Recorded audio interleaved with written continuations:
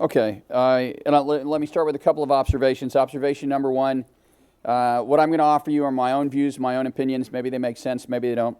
Hopefully you'll find them useful. And the second observation I'm going to make is that the people who know most about security sector reform today are you.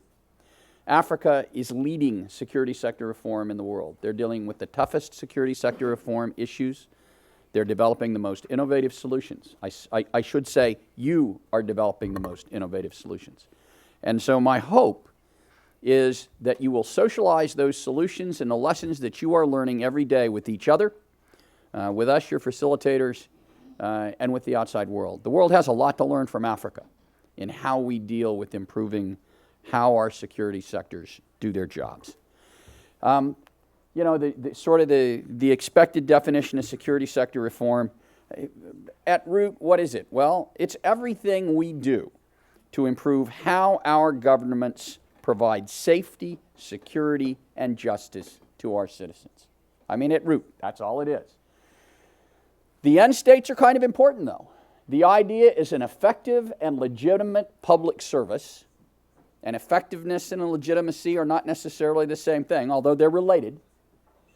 It's transparent, it's accountable to civilian authority, and it's responsive to the needs of the citizens and communities that we're supposed to be serving. Boiled down to its essentials, you know, it used to be we pursued something that a lot of people call train and equip.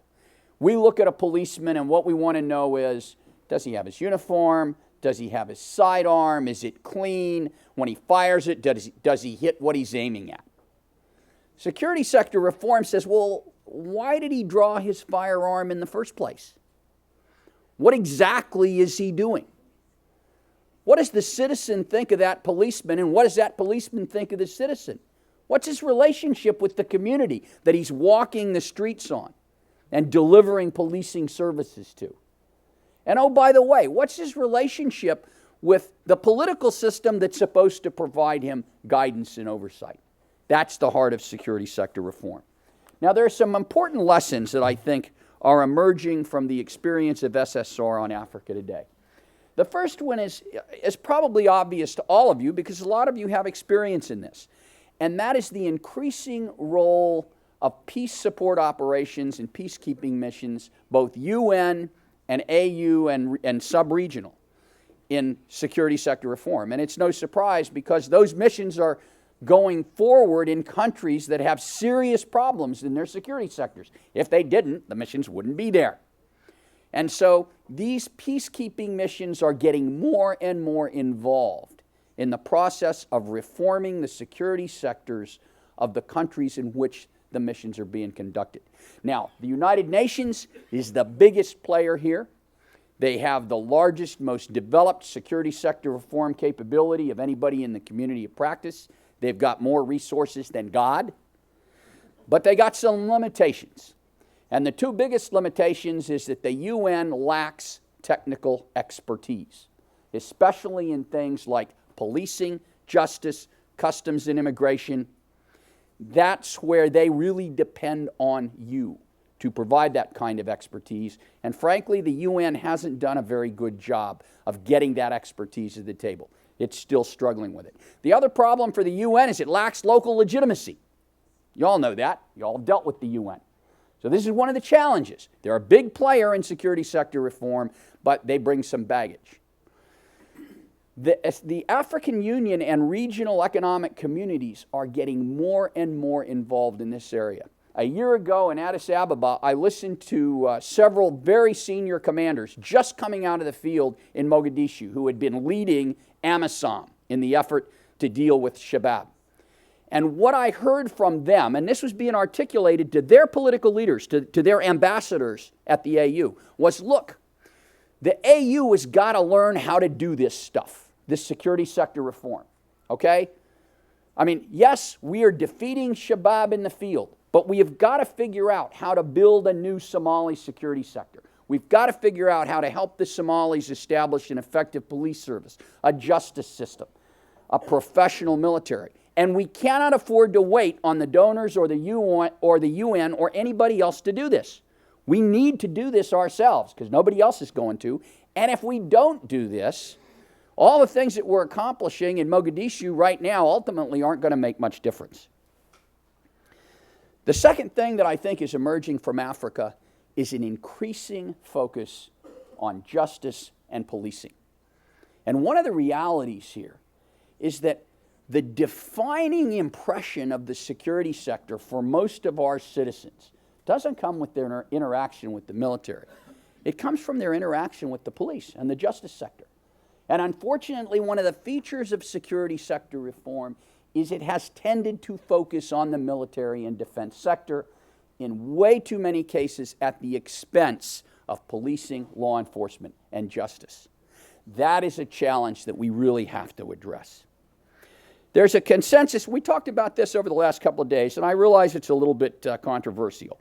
A consensus on the need for effective separation of powers and balanced oversight between executive, legislative, and judiciary.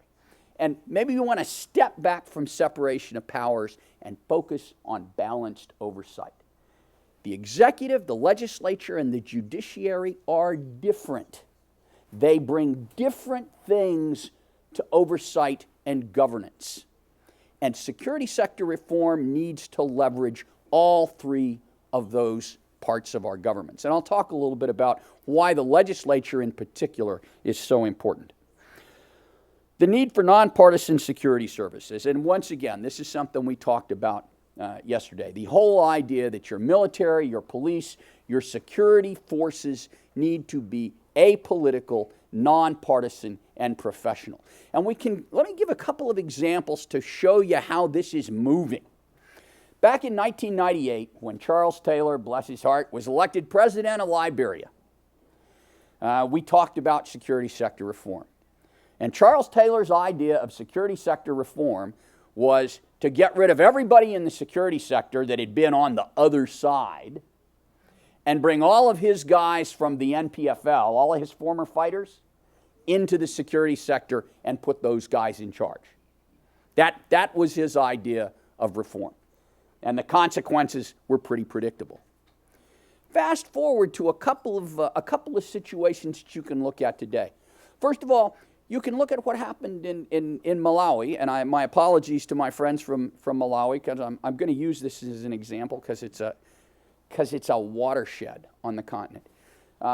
When the previous president died in office, and the political powers that be in Malawi decided that they would like the president's brother to succeed rather than Joyce Banda, who was the vice president, and there were a whole bunch of reasons for that, which I won't go into. But in any case, they went to the armed forces. And this, in the person of the chief of staff of the armed forces, essentially said, look, we want you to go arrest Banda, and we want our guy to succeed. Don't worry about the Constitution. To which the leadership of the Malawian armed forces said, no. We serve the Constitution. That's what our loyalties do, and we're going to follow the law. I do not believe that is an isolated incident. I believe that is the wave of the future in Africa. This is the direction African security services are moving. And the contrast between what has happened in Malawi in the last 2 years, and there are other examples I could point to around the continent, and Charles Taylor in Liberia in 1998 is stark. That's the core of security sector reform. One of the I won't say less attractive, one of the more difficult lessons coming out of Africa is that non-state security actors play central roles in the security sector. Good, bad, or indifferent. This is a problem because the donors don't like it, okay? And the UN doesn't like, oh, those non-state guys, a monopoly of force. They shouldn't be involved in this stuff. It ought to be the state security services, state justice system, that's it. Well, that's all very nice, but that's not the reality on the ground. The reality on the ground is the non-state actors are there. They're a fact of life. If you want to pursue security sector reform, we're going to have to figure out how to deal with them. The most critical lessons about how you deal with non-state actors today are coming out of Africa. And they are lessons that you need to share with each other and lessons that you need to share with the rest of the world. Gender mainstreaming as a key SSR enabler. This is a really important one. You know, if you talk to a professional policeman, you don't have to explain to a professional policeman why you need women in the police force at every level. Any cop that's ever gone through a door to deal with a domestic dispute between a husband and wife understands why you need women in the police force at every level. All of us need to understand that. One of the lessons coming out of the continent, and it's coming out of everywhere, but it's most pronounced in Africa, is that gender mainstreaming generates disproportionate positive results in the security sector. When you integrate women more successfully at every level, you get better outcomes. Now, there's an unfortunate corollary to that that's sort of related. Disempowerment of women undermines security, especially at the local level. I'll say that again. Disempowerment of women undermines security, especially at the local level, which is one of the reasons gender mainstreaming is so important. I showed you this slide yesterday, and once again, this is Dempsey's personal opinion. Everything I see from dealing with you and your counterparts over the last 10 years indicates this is the direction the continent is going.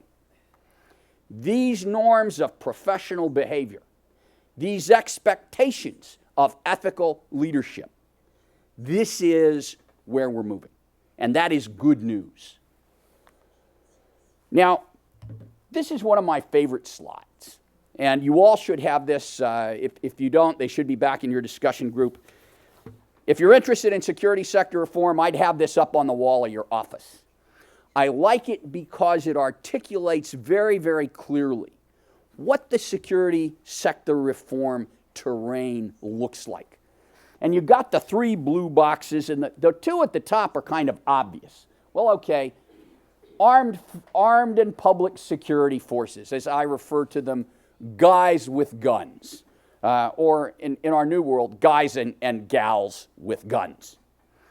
So yes, that's who actually delivers security services. And it's important when we think about security sector reform that we think of all of those security services, because all of them are involved, and the days when they could be involved separately, where the Army, the police, customs could each do their own things, they really don't need to talk to each other, those days are gone. One of the things that is really necessary in security sector reform is a hard conversation about roles and missions. What is it that we want each of these components to do? How do they influence each other? How do they support each other? How do they collaborate and plan together? The right one, civil management and oversight bodies, we've been talking about that for the last 2 days. But you can draw a line there. The top three, executive, civil ministries, and legislatures, that's kind of the above-the-line pieces of the oversight mechanism. We all know about them. We all understand them. Maybe they don't work as well as they should, but we know they're there. The ones below that, we don't understand nearly as well what role they play in governance and oversight. We're talking about the justice system, the courts, and more particularly, local government, municipal and district governments and councils. Okay, the other actors on the right. I'm going to just offer some observations on each one of these. The bottom line here is if you're running security sector reform, you got players that you don't have control over. And they have their own agendas. And they may be important because they may be bringing money to the table. They may be running the peacekeeping force that's providing order in your country right now. So you got to figure out how to live with them. My advice, if you're going to figure out how to live with them, make your requirements clear. Figure out yourself what your objectives are, what your priorities are. If you don't know what your priorities are, trust me, the donors will decide for you. That is uniformly bad. A great example in SSR was in Liberia in 2003, where the United States Embassy concluded a written agreement with the transitional government in Monrovia that laid out, okay, here's what SSR is about. Here are the objectives. Here's how it's going to be pursued. And the Liberian government had a vote in that and shaped what it looked like. That had a huge impact in the implementation of security sector reform. It put a marker down that said the host nation, Liberia, is going to get a vote in the way we do this. That is critically important. The bottom of the pyramid, civil society, what are we talking about here? The two most important groups are the media and a free and independent press. And we've talked about that a lot.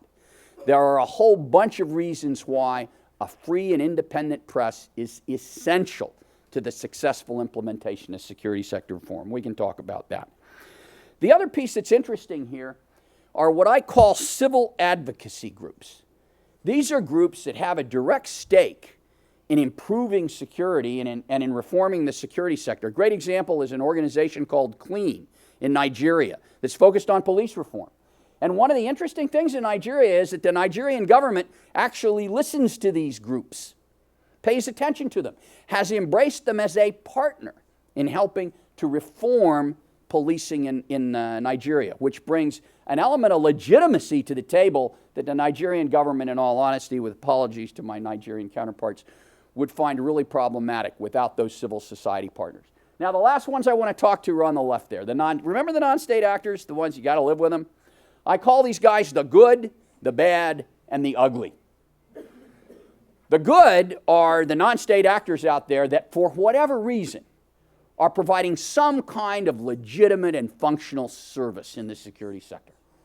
And so security sector reform in a lot of cases says, well, okay, we're just going to have to cooperate with them. We're going to have to accept that somebody's doing this that isn't formally associated with the state, whether the donors like it or not.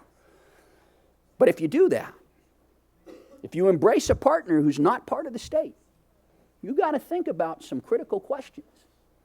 How are they going to be made accountable? Who's going to pay them? Who's going to train them? What kind of standards are they going to observe when they're out there helping you patrol the border? So that's the good. Then you got the bad. The bad are the bad guys that are threats to security and safety. We all know they're threats. Shabab is a good case in point. Boko Haram's another. You got to figure out what you're going to do about those folks. And then you got the ugly. The ugly aren't necessarily bad or good. They're just there. And they're probably there because the local police aren't, and the military's overextended, so there isn't any security. You got to figure out what you're going to do about those guys. Okay, we talked a lot about rule of law yesterday, so I'm not going to spend a lot of time on this one, other than to note that the framework is particularly important. What does rule of law really do for us? I'm a security sector reform practitioner, so the question is, okay, so why do I care?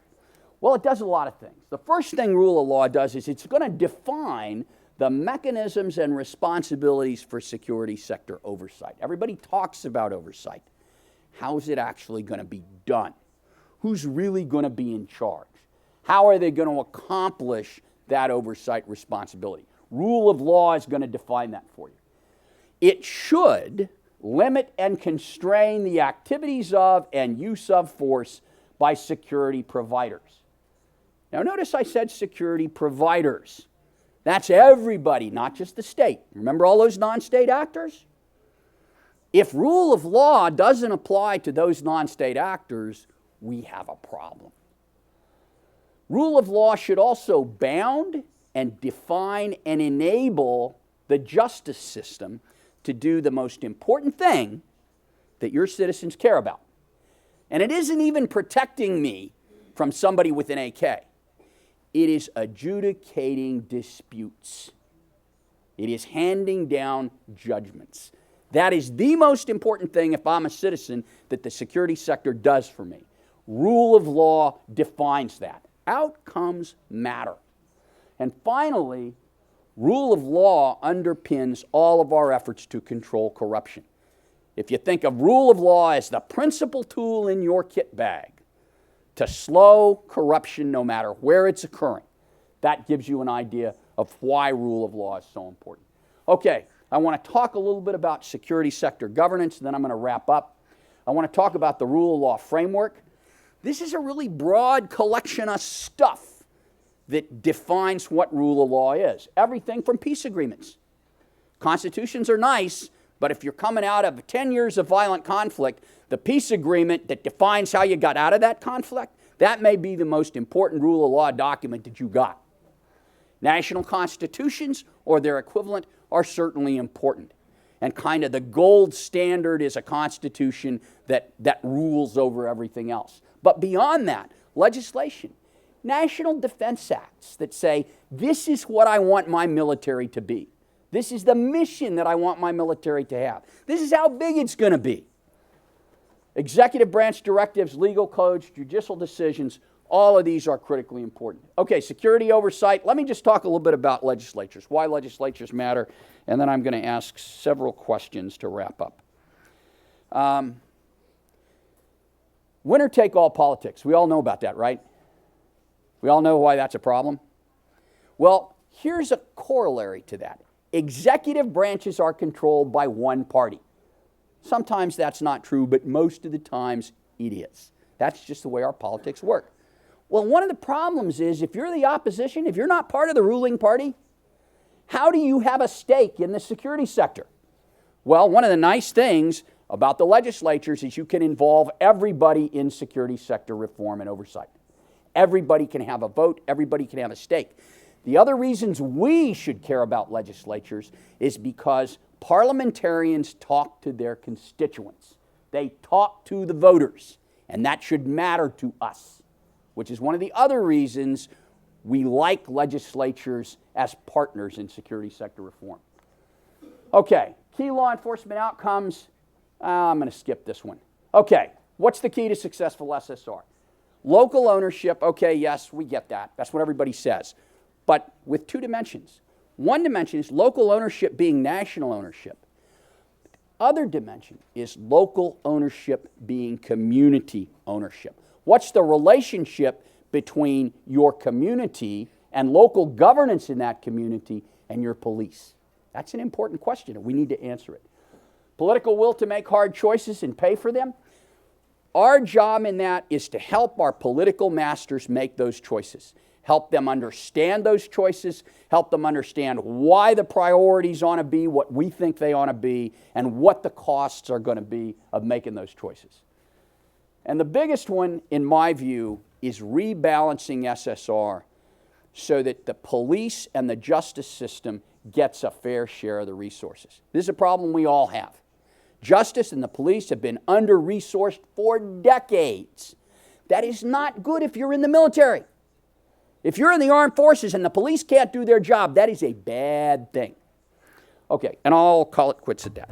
Thanks.